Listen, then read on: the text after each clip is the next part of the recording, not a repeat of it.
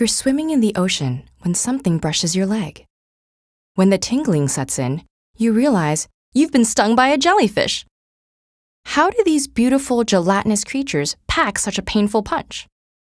Jellyfish are soft because they are 95% water and are mostly made of a translucent gel-like substance called mesoglea.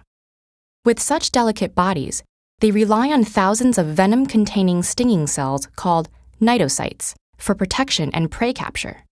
Even baby jellyfish, the size of a pencil eraser, have the ability to sting. Larval jellyfish, ephyrae, look like tiny flowers pulsating in the sea. As they grow, they become umbrella-shaped with a bell at the top and descending tentacles around the margin. The largest species of jellyfish, the lion's mane, has tentacles that can extend more than 100 feet, longer than a blue whale.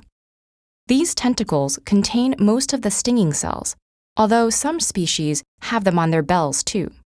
Venom is ejected via a nematocyst, a whip-like hollow tubule which lies coiled under high osmotic pressure.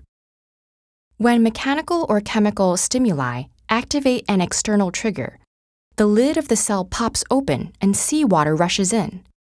This forces a microscopic barbed harpoon to shoot out, penetrate, and inject venom into its victim. Nematocyst discharge can occur in less than a millionth of a second, making it one of nature's fastest biomechanical processes. Nematocysts can continue to fire even after a jellyfish has died, so it's important to remove lingering tentacles stuck to the skin. Rinsing with vinegar will usually render undischarged nematocysts inactive. Seawater can also help remove residual nematocysts, but don't use fresh water, because any change in salt balance alters the osmotic pressure outside of the cnidocyte and will trigger the nematocyst to fire.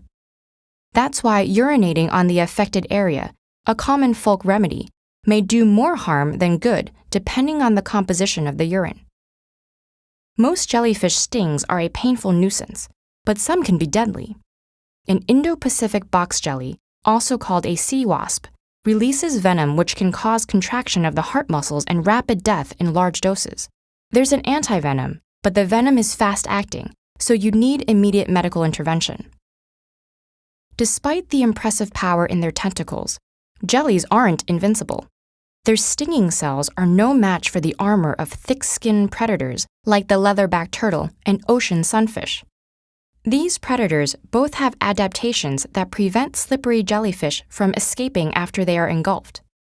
Backwards pointing spines in the turtle's mouth and esophagus, and recurved teeth behind the sunfish's cheeks. Even tiny slipper lobster larvae can cling to the bell of a jellyfish and hitch a ride, snacking on the jelly while they preserve their own energy for growth. Small agile fish use the jellies as moving reefs for protection, darting between tentacles without ever touching them.